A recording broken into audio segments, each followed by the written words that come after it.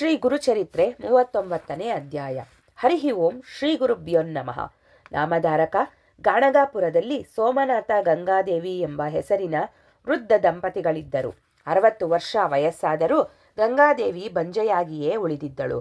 ಪತಿವ್ರತೆಯಾದ ಅವಳು ನಿತ್ಯ ಗುರುವಿನ ಸೇವೆಗೆ ಬಂದು ನೀಲಾಂಜನ ಹಚ್ಚಿ ಆರತಿ ಬೆಳಗುತ್ತಿದ್ದಳು. ಅವಳ ಸೇವೆಯಿಂದ ಸಂತುಷ್ಟರಾದ ಗುರುಗಳು ಒಂದು ದಿನ ಅವಳನ್ನು ಕುರಿತು, ಗಂಗಮ್ಮ, ನಿನ್ನ ಇಚ್ಛೆ ಏನಿದೆಯೋ ಕೇಳಿಕೋ, ಭಗವಂತನು ಅದನ್ನು ಪೂರ್ತಿಗೊಳಿಸುತ್ತಾನೆ ಎಂದು ನುಡಿದರು. ಆಗ ಗಂಗಾದೇವಿಯು ಕೈ ಮುಗಿದು, ಗುರುನಾಥ, ಸರ್ವಾಂತರ್ಯಾಮಿ ಎನಿಸುವ ನಿಮಗೆ ಗೊತ್ತಿಲ್ಲದ ವಿಷಯ ಯಾವುದೂ ಇಲ್ಲ. ಈ ಜನ್ಮದಲ್ಲಿ ನಾನು ಅಪುತ್ರವತಿಯಾದ್ದರಿಂದ ಬಂಜೆ ಎನಿಸಿಕೊಳ್ಳುತ್ತಾ ಲೋಕನಿಂದೆಗೆ ಗುರಿಯಾದೆ.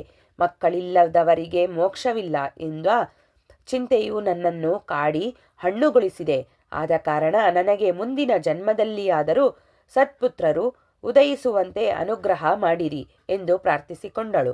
ಅದಕ್ಕೆ ಗುರುಗಳು ನಗುತ್ತಾ, ಮುಂದಿನ ಜನ್ಮವನ್ನು ಕಂಡವರ್ಯಾರು? ಇದೇ ಜನ್ಮದಲ್ಲಿಯೇ ಸಂತತಿ ಭಾಗ್ಯ ಲಭಿಸುವುದು ಎಂದು ನುಡಿದರು. ಗಂಗಾದೇವಿಯು, ಗುರುಗಳೇ, ಇನ್ನು ಮೇಲೆ ಈ ಜನ್ಮದಲ್ಲಿ ಮಕ್ಕಳಾಗಲು ಹೇಗೆ ಸಾಧ್ಯ? ಈಗಾಗಲೇ ನನ್ನ ಮುಟ್ಟು ಸಹಿತ ನಿಂತು ಹೋಗಿದೆ ಎಂದು ನುಡಿದಳು. ಗುರುಗಳು, ಗಂಗಮ್ಮ, ನೀನು ಸಲ್ಲಿಸಿದ ಸೇವೆ ವ್ಯರ್ಥವಾಗುವುದಿಲ್ಲ. ದಿನಾಲು ನೀನು ಸಂಗಮ ಕ್ಷೇತ್ರಕ್ಕೆ ಹೋಗಿ ಅಲ್ಲಿ ಅಶ್ವತ್ಥ ಸೇವೆಯನ್ನು ಮನಃಪೂರ್ವಕವಾಗಿ ಮಾಡು. ನಿನಗೊಬ್ಬ ಪುತ್ರನು ಜನಿಸುವನು, ಸಂದೇಹ ಪಡಬೇಡ ಎಂದು ಹೇಳಿದರು. ಗುರುವಾಕ್ಯದಲ್ಲಿ ನಿಷ್ಠೆಯಿಂದ ಗಂಗಾದೇವಿಯು ಅವರ ಆಜ್ಞೆಯಂತೆ ಅಶ್ವತ್ಥ ಸೇವೆ ಮಾಡತೊಡಗಿದಳು. 3ನೆಯ ದಿನದ ರಾತ್ರಿ ಸ್ವಪ್ನದಲ್ಲಿ ಅವಳಿಗೊಬ್ಬ ಬ್ರಾಹ್ಮಣನು ಕಾಣಿಸಿಕೊಂಡು, ಅಮ್ಮ, ನೀನು ನರಸಿಂಹ ಸರಸ್ವತಿ ಯತಿಗಳಿಗೆ ಭಕ್ತಿಯಿಂದ 7 ಪ್ರದಕ್ಷಿಣೆ ಹಾಕಿ ನಮಸ್ಕಾರ ಮಾಡು. ಅವರು ಕೊಡುವ ಪ್ರಸಾದವನ್ನು ಭಕ್ಷಿಸು. ನಿನ್ನ ಇಚ್ಛೆ ಈಡೇರುವುದು ಎಂದು ನುಡಿದು ಅದೃಶ್ಯನಾದನು. ಗಂಗಾದೇವಿಯು ತಟ್ಟನೆ ಎಚ್ಚೆತ್ತಳು. ಬೆಳಗು ಹರಿದಿತ್ತು. ಸಂಗಮಕ್ಕೆ ಹೋಗಿ ಸ್ನಾನ ಮಾಡಿ ಅಶ್ವತ್ಥ ಸೇವೆ ಮುಗಿಸಿದಳು. ನಂತರ ಗುರುಮಠಕ್ಕೆ ಬಂದಳು.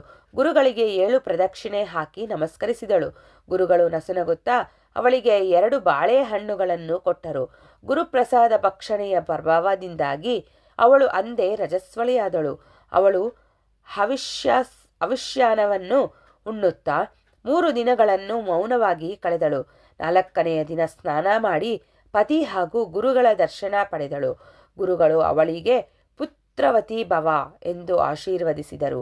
ಆ ರಾತ್ರಿ ದಂಪತಿಗಳಿಬ್ಬರು ಸಂತೋಷದಿಂದಿರಲು ಗುರು ಕೃಪೆಯಿಂದ ಅಂದೇ ಅವಳಿಗೆ ಗರ್ಭ ನಿಂತಿತು. ಗಂಗಾದೇವಿ ಬಂಜತನದಿಂದ ಮುಕ್ತಳಾದಳೆಂಬ ವಿಷಯ ತಿಳಿದು ಎಲ್ಲರೂ ಸಂತೋಷಪಟ್ಟರು. 9 ಮಾಸಗಳು ತುಂಬಿ ಗಂಗಮ್ಮನ ಹೆಣ್ಣು ಮಗುವೊಂದಕ್ಕೆ ಜನ್ಮ ಕೊಟ್ಟಳು. ಜ್ಯೋತಿಷಿಗಳು ಮಗುವಿನ ಜಾತಕ ಬರೆದು ಈ ಮಗಳು 3 ಮಕ್ಕಳಿಗೆ ತಾಯಿಯಾಗುವಳೆಂದು ಭವಿಷ್ಯ ನುಡಿದರು. 10ನೇ ದಿನ ಸ್ನಾನ ಮುಗಿಸಿದ ಗಂಗಾದೇವಿ ಮಗುವಿನೊಂದಿಗೆ ಮಠಕ್ಕೆ ಬಂದು ಮಗುವನ್ನು ಗುರುಚರಣಗಳ ಮೇಲೆ ಹಾಕಿ ತಾನು ನಮಸ್ಕರಿಸಿದಳು. ಶ್ರೀ ಗುರುವು ಅವಳಿಗೆ, ಈ ಮಗು ಶತಾಯುಷಿಯಾಗಿ ಪುತ್ರ ಪುತ್ರಿಯರನ್ನು ಪಡೆಯುವಳು. ಇವಳ ಗಂಡನು ಜ್ಞಾನಿಯಾಗುವನು. ಪತಿವ್ರತೆಯಾದ ಇವಳು ಎಲ್ಲರಿಗೂ ಪೂಜ್ಯಳೆನಿಸುವಳು. ದಕ್ಷಿಣ ದೇಶದ ಅರಸನೊಬ್ಬನು ಇವಳಿಗೆ ದರ್ಶನ ಕೊಡುವನು ಎಂದು ವರವನ್ನಿತ್ತರು.